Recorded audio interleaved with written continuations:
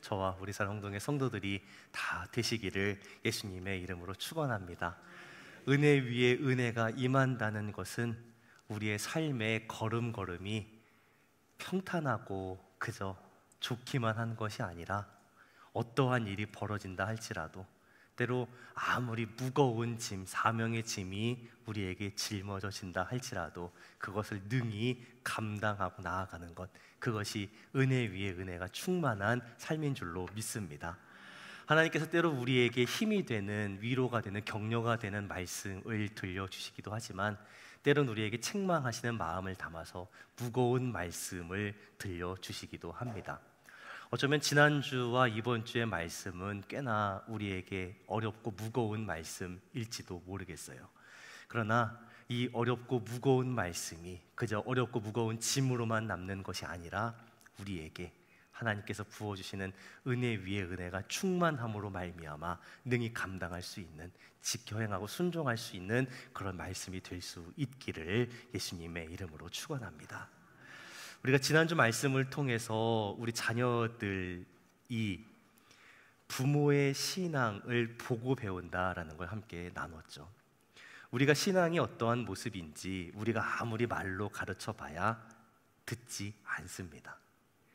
우리의 말을 듣고 이해하고 배우는 것이 아니라 우리의 삶으로 표현되고 겉으로 드러나는 그 모습을 보고 우리 엄마의 신앙이, 우리 아빠의 신앙이 이렇구나라는 걸 판단하고 그 뒤를 따라간다라고 배웠죠. 우리가 지난주 말씀을 통해서 불량한 자녀와 신실한 자녀, 이 두 부류의 자녀들을 살펴봤습니다. 불량한 자녀였던 엘리의 두 아들과 신실한 자녀였던 사무엘의 차이가 뭘까? 결국 그 부모님이 어떠한 삶의 모습을 보였는가, 그 차이로 다른 결과가 나왔다라고 우리가 배웠잖아요. 엘리는 두 아들을 말로만 책망했습니다.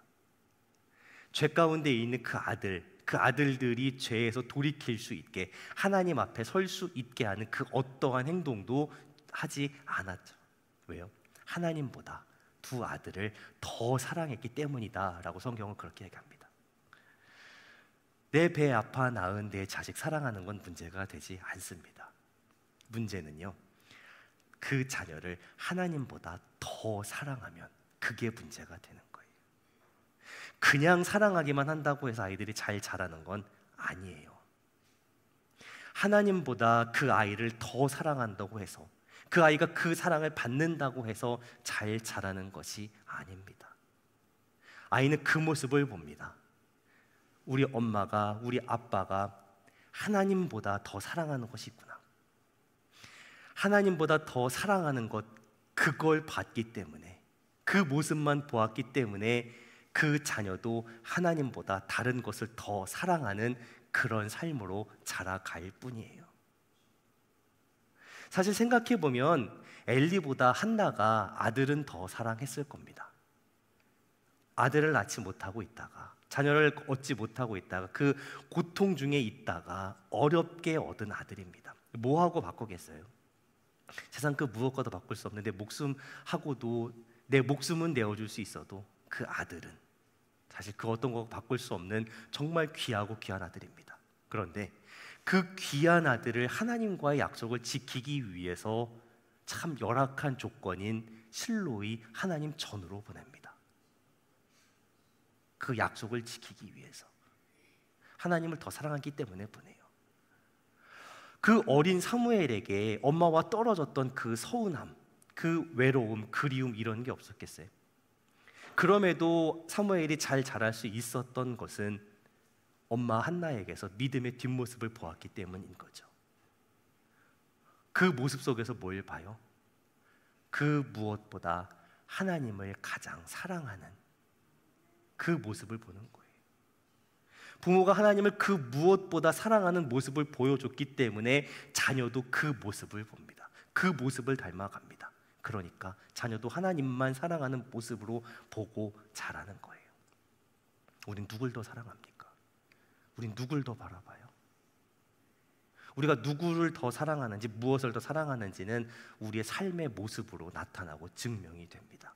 평소에 우리가 무엇을 선택하는가, 어떠한 행동으로 살아가는가? 그렇게 증명이 됩니다. 나를 바라보고 있는 자녀들에게 어떠한 모습으로 비치고 있는가?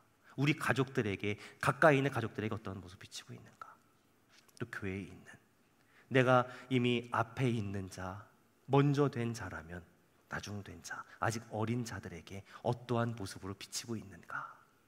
이 말씀이 다시 한번 생각이 나고, 하나님, 말씀을 통해 나의 삶을 비추어 주시옵소서. 나의 모습을 비추어 주시고 하나님 말씀 앞에 서서 말씀대로 살아갈 수 있는 은혜와 능력을 더하여 주옵소서. 다시 한번 주님 앞에 그렇게 결단할 수 있는 우리 성동의 성도들이 다 되시길 예수님의 이름으로 축원합니다. 그러한 상황 속에서, 그러한 열악한 환경 속에서 이 어린 사무엘이 자라갑니다. 그런데 그 어린 사무엘이 점점 자라가요. 점점 자라가면서 어떻게 해요? 하나님 앞에, 사람들 앞에 은총을 받는 그런 사람으로 자라갑니다. 그리고 오늘 말씀에서 어때요? 다시 하나님의 사람으로, 여호와의 말씀을 맡은, 여호와의 말씀을 전하는 선지자로 세워져 간다라고 그렇게 3장이 마무리가 되죠. 어떻게 그렇게 세워져 갈 수 있었냐라는 거예요. 사무엘상 3장의 말씀 우리가 여러 번 들어서 이미 익숙한 말씀입니다. 한밤중에 성전에 자고 있는 어린 사무엘에게 하나님 찾아오시죠. 사무엘을 부르십니다. 근데 사무엘이 하나님 말씀하시는 걸 한 번도 들어본 적이 없어요. 그러니까 어떻게 해요? 엘리 제사장이 자기를 부르는 줄 알고 엘리 제사장이 뛰어갑니다. 부르셨습니까? 제가 여기 왔습니다. 대답을 해요. 엘리는 부른 적이 없다고 다시 돌려보내죠. 3번을 그렇게 반복합니다. 3번째 됐을 때 엘리가 하나님이 이 아이를 부르시는구나, 뭔가 특별한 일이 일어나고 있구나라는 걸 먼저 느끼고 이제 사무엘에게 방법을 이야기하죠. 또 너를 부르는 목소리가 들리거든 나에게 올 것이 아니라 그 자리에서 주여 말씀하옵소서, 주의 종이 듣겠나이다 라고 그렇게 대답해라 라고 가르쳐주죠. 이제 다시 사무엘이 돌아가서 누웠을 때 4번째로 하나님 사무엘을 부르십니다. 그때 사무엘이 엘리가 가르쳐준 대로 대답을 하죠. 그리고 하나님은 사무엘에게 그 엘리 집안에 일어날 일들에 대해서 그 정하신 심판 이루어진다라는 그 말씀을 전해 주십니다. 그 사건 이후로 이제 사무엘은 하나님의 말씀을 전하는 선지자로 점점 세워져 가더라라고 그렇게 이제 마무리가 되죠. 이 이야기가 오늘을 사는 우리에게, 또 믿음으로 자녀들과 다음 세대를 가르쳐야 할 우리에게 어떤 의미가 있느냐라는 거예요. 우선 오늘 말씀은 이렇게 시작을 합니다. 이 시대가 어떠한 모습이었는가? 이 사무엘이 엘리 앞에서 여호와를 섬길 때에 여호와의 말씀이 희귀하여 이 이상이 흔히 보이지 않았더라라는 이런 말씀을 시작합니다. 하나님의 말씀이 희귀했다라고 합니다. 그래서 하나님의 말씀도, 그 말씀의 역사도 이루어지지 않았던 그런 시대였다라고 그렇게 시작합니다. 하나님의 백성들 가운데 하나님 말씀이 없다는 것, 말씀의 역사가 나타나지 않는다는 것, 왜 그랬을까? 백성들이 말씀을 듣지 않아서, 말씀을 듣지 않기로 귀를 막고 작정을 해서 그런 문제가 벌어진 것일 수도 있지만, 하나님은 그 전에 이 시대를 섬겼던 영적인 리더였던 엘리의 모습부터 지적하십니다. 그렇게 하나님 말씀이 희귀한 그때에 엘리의 눈은 점점 어두워져 갔고 잘 보지 못하는 그때에 자기 처소에 가서 누워 있었다라고 이야기합니다. 리더가, 영적인 리더가 영적으로 눈이 점점 어두워져 가고 있었습니다. 그리고 영적인 잠에 깊이 빠져 있는 그런 상태였습니다. 그러한 리더십 아래에 있는 이스라엘 이 백성들도 똑같이 잠들어 갈 수밖에 없는 거죠. 말씀의 통로가 되어야 할 사람들이 있습니다. 어느 곳에나, 교회에도, 또 속회에도, 선교회에도, 가정에도 하나님의 말씀의 통로가 되어야 할 그런 영적인 리더들이, 지도자들이 있습니다. 그들이 어떠한 모습으로 있느냐라는 거예요. 하나님 말씀이 흘러갈 통로로 있는가? 아니면 그 말씀이 흘러갈 통로 앞에 서서 그 말씀을 틀어막고 있는가? 너무나 잘 아는 모습입니다. 교회에서 목사가 말씀의 통로가 될 역할을 제대로 못하면 교회는 힘들어질 수밖에 없어요. 그것은 속회에서도 마찬가지입니다. 가정에서도 마찬가지입니다. 말씀을, 하나님의 말씀으로 믿음을 전수해야 할, 믿음을 가르쳐야 할 부모들이 자녀들에게 말씀의 통로가 되고 있는가? 아니면 그 말씀을 틀어막고 있는 장애물인가? 하나님 말씀의 통로가 되라고 세우신 그 사람들이 말씀의 통로가 되지 못하면 그 말씀을 받아야 할 사람들은 절대로 자라지 못하는 거예요. 이 말씀의 통로가 될 역할은 나이와 상관이 없습니다. 성별과 상관이 없어요. 나이가 아직 젊은 부모라 할지라도 그 일을 감당해야 합니다. 아빠만 해야 될 것이 아닙니다. 아빠도 엄마도 해야 합니다. 할아버지도 할머니도 해야 합니다. 교회에서도 마찬가지입니다. 나이가 많은 목사이든 나이가 젊은 목사이든 남자 목사이든 여자 목사이든 상관없어요. 하나님 말씀의 통로가 되라고 세워졌다면 그 말씀의 통로가 되어야 합니다. 그래야 하나님 말씀이 희귀하지 않아요. 그래야 하나님의 말씀이 전해지고 말씀의 역사가 일어나는 거예요. 우리가 말씀의 통로가 되어야, 말씀을 살아내는 삶을 살아가야, 그러한 모습을 보여야 하나님의 말씀이 우리 자녀들에게, 다음 세대에게 흘러가고 역사할 수 있습니다. 그런데 안타깝게도 이 시대에는, 사무엘이 자랐던 그 시기에는 그러한 일들이 일어나지 못했다는 거예요. 사사시대의 마지막, 사람들은 다 자기 소견에 옳은 대로 살아가는 그런 모습이었던, 그렇게 살아가는 것이 시대의 대세였던 그때에 영적으로 깨어 있어야 할 제사장의 그 모습은 눈은 어두워지고 깊은 잠에 빠져 있는 그 모습, 마치 지금과 같은 모습입니다. 그런 상황에서 어린 사무엘은 자라갑니다. 사무엘이 자랐던 그 모습을 조금 더 자세하게 구체적으로 한번 상상을 해보세요. 사무엘은 참 신실한 부모님 밑에서 태어났습니다. 아직 어렸을 때에, 갓난 아기 때부터 계속 들었던 이야기가 뭐였을까? 하나님에 대해 들었을 거예요.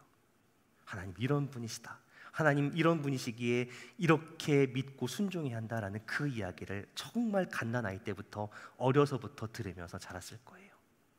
그렇게 들었던 대로, 또 엄마가 기도했던 대로 한 6살쯤 되었을 때에 하나님을 섬기는 그 실로에 와서 성막에서 봉사하는 그런 아이가 되었습니다.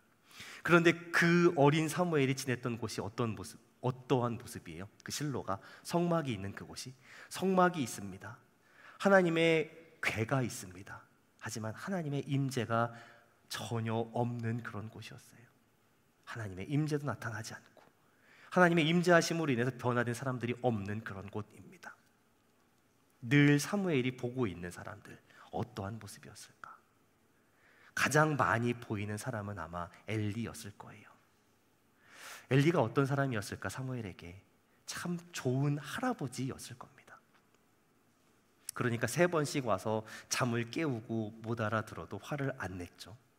뭔가 모르는 게 있으면 그 사랑하는 손자를 가르치는 것처럼요, 뭐든 다 친절하게 잘 가르쳤을 것 같아요. 늘 따뜻하게. 그런데 그게 전부였을 것 같아요. 늘 좋은 할아버지였지만 정작 사무엘에게 하나님이 어떠한 분이신지, 하나님을 어떻게 섬겨야 하는지는 잘 가르쳐주지 못했을 것 같아요. 그러면 그 아들들은요, 실무를 담당하고 있는 제사장 홈리와 비나스는요, 말할 것도 없습니다. 어린 사무엘이 보기에도 이건 아닌데 싶었을 거예요. 이런 환경에서 사무엘은 어떻게 자라갔을까요?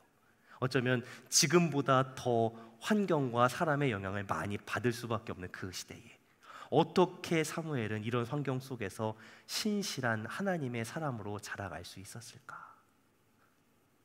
의구심이 들 수밖에 없거든요. 사무엘상 3장 1절 2절 말씀을 보면 답답합니다. 어디를 보아도 소망이 없는 시대입니다. 그 답답함이 사실은 사무엘상 이 3장을 시작하면서 전체를 덮고 있는 그런 상황이에요. 어디를 봐야 소망이 있습니까?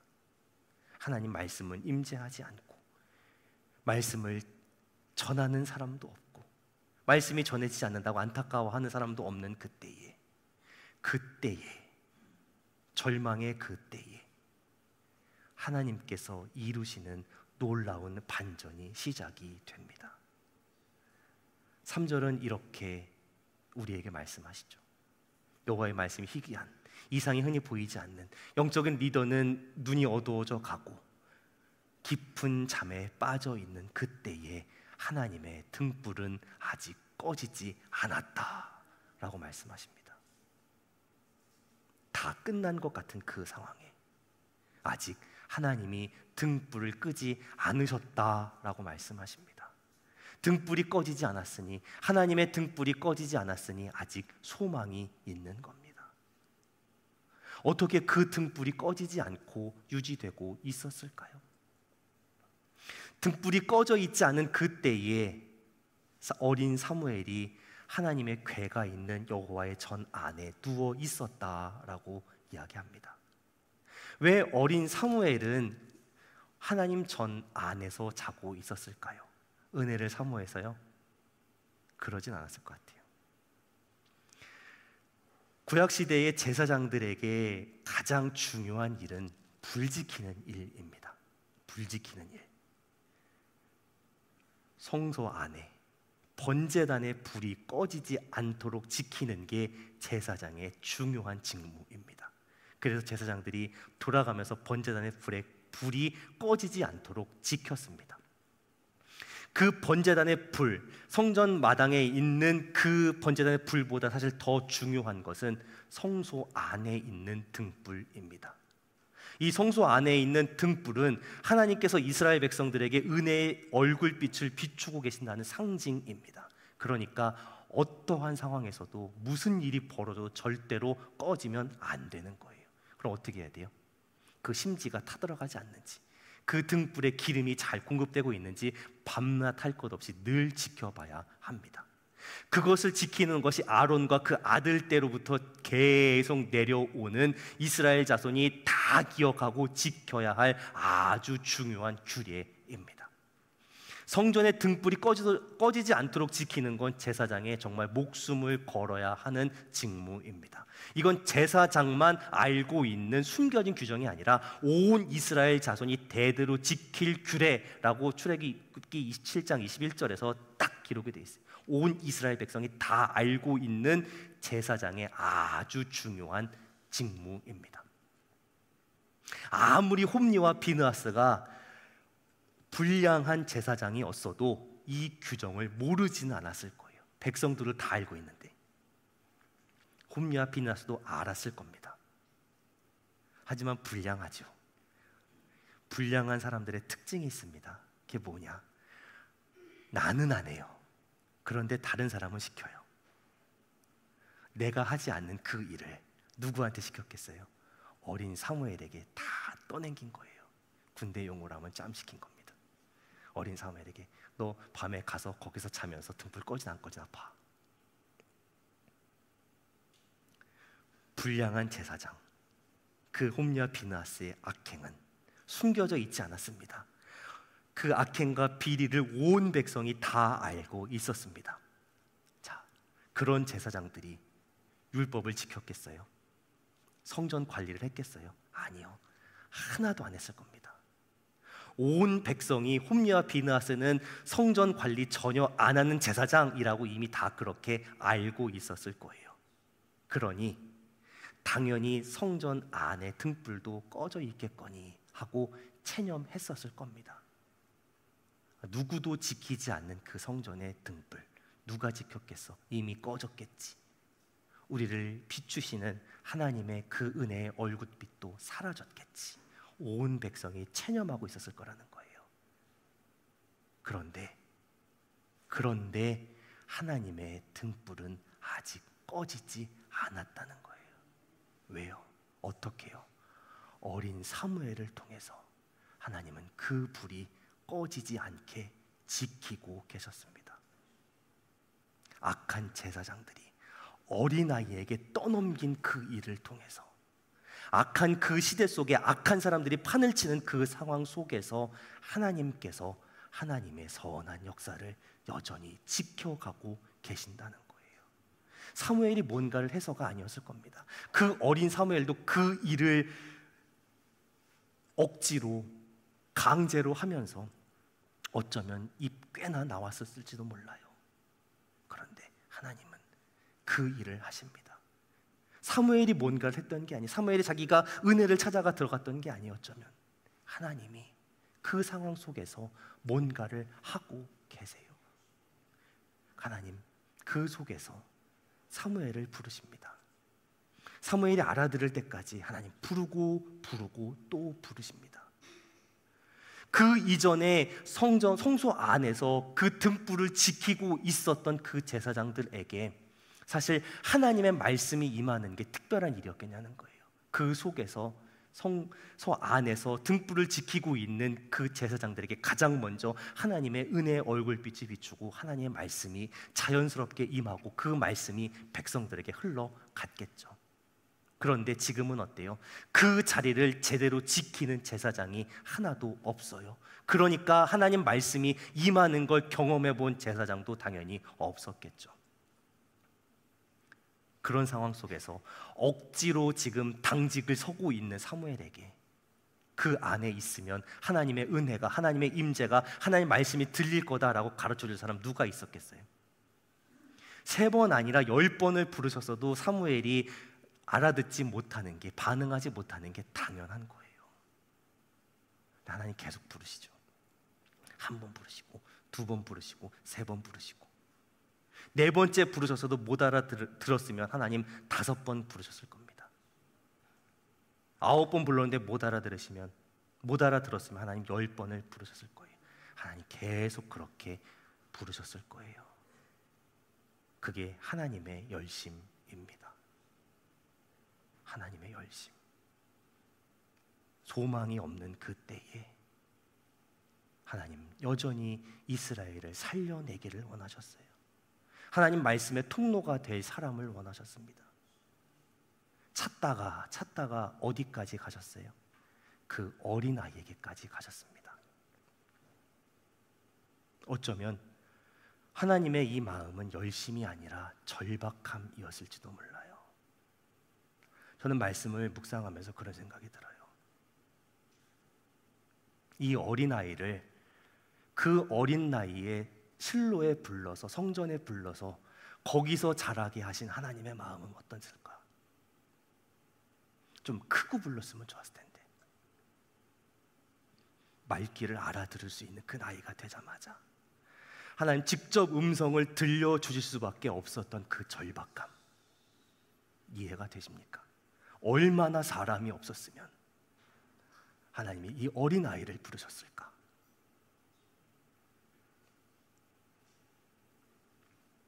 들어도 움직이지 않는 사람들밖에 없으니까 하나님 말씀을 듣고 움직일 사람을 기다리십니다. 그러니까 이 어린아이를 부르십니다. 이 어린아이를 부르세요. 이 어린아이를 부르셔서 하나님 나타나시고 말씀하시고 그 시대를 밝혀갈 하나님의 사람으로 세워 가십니다. 나이와 상관이 없습니다. 하나님의 열심을 이해하는, 하나님의 절박함을 이해하는 그 사람, 그리고 함께 간절함을 품는 그 사람을 하나님이 찾으시고 세우십니다. 이스라엘에게 하나님의 말씀이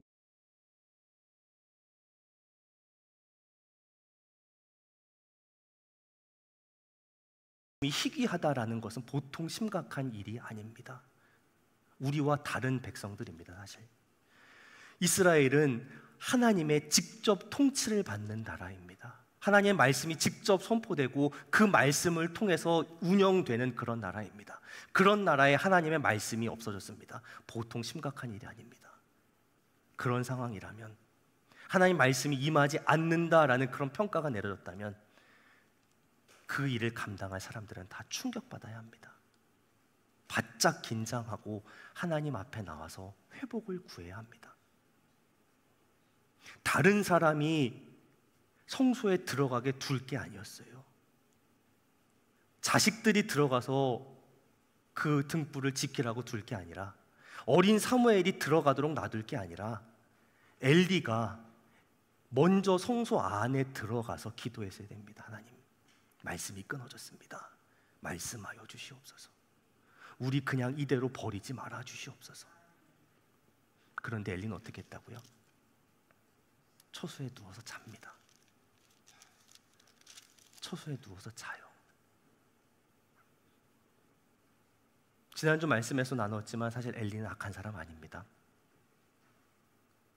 그냥 엘리는 사무엘 태어나기 전에 한나의 마음을 위로했고, 한나가 아들 얻을 수 있도록 하는 축복 기도도 했고, 그 기도가 어쨌든 응답이 됐고요. 오늘 말씀에서 사무엘에게 하나님의 음성 알아듣고 이렇게 반응해야 된다라고 그렇게 가르친 것도 엘리였습니다. 엘리는 다 알았습니다. 엘리가 몰라서 반응 못한 것이 아닙니다. 13절에서 하나님 분명히 지적하세요. 그가 아는 입니다. 그가 아는. 그런데 다 알고 있는 엘리에게 없는 것 한 가지가 바로 그 절박함입니다. 그 하나님의 열심, 하나님의 절박함에 대한 그 이해, 그 간절함이 없었던 거예요. 하나님께서 그 어린 사무엘을 부르시고 가장 먼저 하신 말씀이 엘리 제사장 집안의 멸망에 관한 것이었습니다. 어린아이가 감당할 수 없는 그 엄청난 이야기, 그 말씀을 들었을 때 이 어린아이가 얼마나 놀랐을까요? 사무엘이 아침까지 누웠다가 잠이 못 들었어요. 잠들질 못하고 그 어린아이가 밤새 뒤척이다가 아침에 여호와의 집 문을 열었다고 합니다. 그런데 그 받은 것을 엘리에게 말할 수가 없어요. 너무나 무섭고 두렵죠. 어떻게 이야기할까? 근데 엘리가 이야기하잖아요. 다 얘기하라, 숨기지 말고. 결국 사무엘이 숨기지 못하고 다 이야기합니다. 그 말씀을 들은 엘리가 뭐라고 대답을 해요? 이르되 이는 여호와시니 선하신 대로 하실 것이니라.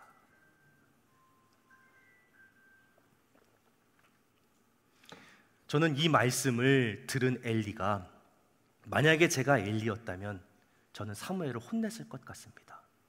이상한 소리 한다고 화를 버럭 냈을 것 같아요. 근데 엘리는 이는 여호와시니 선하신 대로 하실 것이니라 라고 이야기합니다. 자기가, 자기 아들이 심판을 당하고 완전히 멸망당하고 겨우 혹시라도 남으면 성전에서 작은 제사장 역할 하나를 하면서 빌어먹을 수밖에 없는 그런 모습이 된다는 말씀을 들었는데, 하나님 선하신 대로 하실 것이라 라고 얘기합니다. 이 반응이 믿음의 반응이었을까요? 내가 망한다고 해도 하나님 뜻대로 되어야 됩니다 라는 그런 반응이었을까요? 차라리 화를 내지, 거기다 대고 이상한 소리를 한다고 사무엘을 혼냈으면 차라리 괜찮았을 거예요. 이미 이전에 하나님의 사람을 통해서 경고를 들었고 어린아이를 통해서도 다시 들었으면 들어야 되는데, 그때에도 흘려들었고 지금은 또 어린아이의 말이라고 귀담아 듣지 않습니다. 엘리만 그래요? 솔직히 우리도 마찬가지입니다. 말씀을 전하는 통로가 누구냐에 따라서 듣느냐 안 듣느냐가 갈라져요. 말씀의 전달자가 누구이든지 그 말씀이 하나님의 말씀이라는 것이 확실하면 그 말씀을 듣고 순종해야 합니다. 그러나 이 시대의 성도들은 그렇지 않아요. 경험이 적고 젊은 사역자가 전하는 말씀은 기본적으로 깔고 뭉개입니다. 참 답답해요. 그 이야기가 채 초등학교도 들어가지 않은 어린아이의 입을 통해서라도 들려지는 말씀이라면, 그 말씀이 하나님의 말씀이라면 듣고 순종해야 합니다. 어린아이와 젖먹이들의 입으로 말미암아 권능을 세우신 하나님이십니다. 그 하나님 말씀이라면 무엇을 통해서 들리든 듣고 순종해야 하는 거예요. 충격을 받았어야 합니다. 어린아이의 입을 통해서도 말씀하시는구나. 그러면 이때에 보였어야 할 진짜 믿음의 반응은 하나님 한 번만 살려주십시오, 이게 나왔어야 돼요. 하나님 한 번만 살려주십시오. 제가 죄 지은 게 맞습니다. 자식을 하나님보다 더 사랑한 게 맞습니다. 제가 영적으로 눈이 어두웠고 그럼에도 깨어있지 못하고 깊은 잠에 빠져 있었습니다. 하나님, 그렇지만 한 번만 용서해 주십시오. 한 번만 용서해 주십시오. 제가 지금까지 자식 잘못 키운 이 죄, 제가 회개합니다. 매를 들어서라도 돌이키겠습니다. 어떻게든 이 자식들도 회개하고 하나님께 돌아오게 하겠습니다. 그러니 하나님 한 번만 더 기회를 주십시오라고 그렇게 하나님 앞에 울부짖어 기도했어야 합니다. 우리는 우리의 모습이 홈리와 비느하스 같지 않다고 안심합니다. 그러나 하나님은 엘리의 죄를 지적하십니다. 우리의 모습이 홈리와 비느하스 같지 않다고 안심하면 안 돼요. 맞아요. 우리는 그 정도까지 엉망은 아니에요. 그러나 우리의 모습이 엘리 같지 않다고는 아무도 장담할 수 없어요. 하나님 모르십니까? 말씀에 몰라서 순종하지 않고 계십니까? 하나님에 대해서 압니다. 우리가 하는 말에 신앙적인 용어도 참 잘 나옵니다. 이런 말을 듣고도 어린아이에게 버럭 화내지 않을 그런 온유함도 있습니다. 그런데 결정적인 순간에 하나님 앞에서 엎드리지 않습니다. 하나님의 은혜를 구하는 법을 잊어버리고 살아갑니다. 그 결과가 어떠했습니까? 심판을 경고하신 하나님의 말씀은 결국 이루어지고야 맙니다. 멀리 가지 않아요. 사무엘상 4장에서 바로 나옵니다. 이스라엘 사람들이 블레셋 사람들 앞에서 도망하였고 백성들 중에는 큰 살육이 있었고 당신의 두 아들 홈리와 비느하스 죽임을 당하였고 하나님의 궤는 빼앗겼나이다. 하나님의 궤를 말할 때에 엘리가 자기 의자에 뒤로 넘어져 문 곁에서 목이 부러져 죽었으니 나이가 많고 비대한 까닭이라. 그가 이스라엘 사사가 된 지 40년이었더라. 우리는 그런데 이 말씀을 듣지 않으려고 합니다. 심판을 경고하신 하나님의 예언이 성취되었다 정도로만 그냥 넘어가려고 합니다. 그 일이 어떻게 이루어졌는지 묻으려고 합니다. 그러면 안 돼요. 우리의 모습이 어떠한 모습입니까? 지금 우리의 모습은 너무나 엘리와 똑같습니다. 내 모습이 엘리와 똑같구나라는 그 마음이 든다면, 그렇게 인정이 된다면 우리가 할 일은 정해져 있습니다. 하나님 앞에서 간절함의 회복을 구해야 합니다. 하나님, 내가 하나님을 향한 간절함을 회복할 수 있게 하여 주옵소서. 나에게, 우리 가정에게 그 간절함을 회복할 수 있게 하여 주옵소서. 아직 꺼지지 않은 하나님의 등불이 내 삶에, 우리 가정 안에, 우리 가족들에게, 우리 자녀들에게 비추어 주시고 역사하여 주옵소서. 그렇게 기도해야 합니다. 제가 이 말씀을 준비하면서 5년 전에 했던 설교를 생각나게 하시더라고요. 2020년 연말쯤 했던 설교인데 다들 못 들으셨을 거예요. 왜냐하면 그때 사회적 거리두기가 절정이었기 때문에 교회에서 모이지 못할 때였습니다.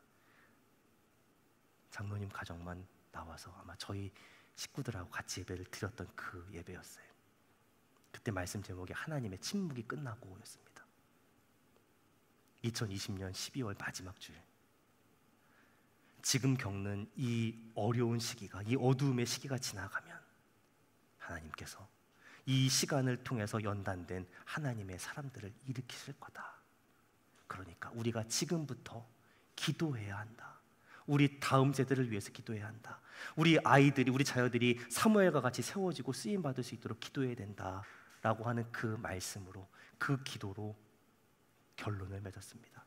그래서 제가 이렇게 기도했어요. 하나님의 침묵이 끝나고 하나님 말씀이 다시 나타나는 그 시대가 되었을 때, 하나님께서 말씀으로 다시 하나님을 나타내시는 그 시대가 되었을 때에 하나님, 그 시대를 열어갈 하나님의 사람들을 우리를 통해서, 이 교회를 통해서, 이 홍동교회를 통해서 하나님 세워 주시옵소서라고 그렇게 기도했어요. 그 5년 전의 기도가 우리 교회를 통해서 지금 응답되어지고 있습니다. 저는 우리 아이들을 보면요, 이 기도를 하나님께서 받으셨구나, 응답하고 계시는구나라는 걸 확신합니다. 2020년 가장 어려운 시기였습니다. 8주가 넘게 예배를 못 드렸던 그때에 다른 교회들에서는 교육부서가 가장 먼저 사라졌습니다. 아이들이 다 있었던 아이들조차 사라지는 그 상황에서요, 우리 홍동교회는 없었던 부서를 개척해냈습니다. 그렇게 세워진 아이들이 초등부였습니다. 그 아이들이 지금 어떻게 자라고 있는지 보고 계십니까? 교회가 좋고 말씀이 좋고 하나님이 좋은 아이들로 그렇게 자라가고 있어요. 주일에만 나오지 않아요. 얘들은 수요일도 나오고 금요일도 나옵니다. 부모님도 힘드실 거예요. 엄마 아빠 힘들어서 오늘 쉴까 그러면 자꾸 나가자고 조릅니다. 그런 아이들이에요. 새벽 기도를 가자고 엄마를 깨웁니다. 큰일이에요. 그렇게 따라 나옵니다. 서운하게 들리시겠지만 솔직히 이 아이들이 얼마나 장년부 영향을 받았을까.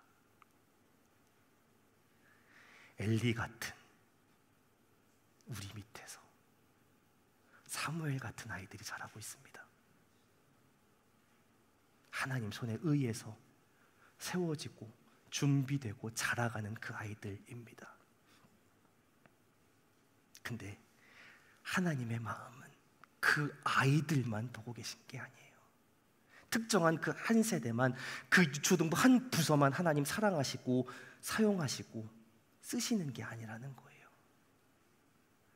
왜 하나님 그 어린 사무엘에게까지 엘리에게 이렇게 말씀하셨냐는 거예요. 그 간절함을 회복하고 하나님 앞에 엎드리라고 그 어린 아이까지 부르셨던 거 아니에요? 그러면요, 그 모습을 보면서 우리도 하나님 앞에 다시 간절함으로 엎드릴 수 있게 해달라고 기도해야 되는 거죠. 하나님 그렇게 돌이키는 그 사람, 간절함으로 하나님 앞에 엎드리는 그 사람을 다시 회복시키세요. 다시 살리세요. 다시 세우세요. 아직 늦지 않았어요. 아직 늦지 않았어요.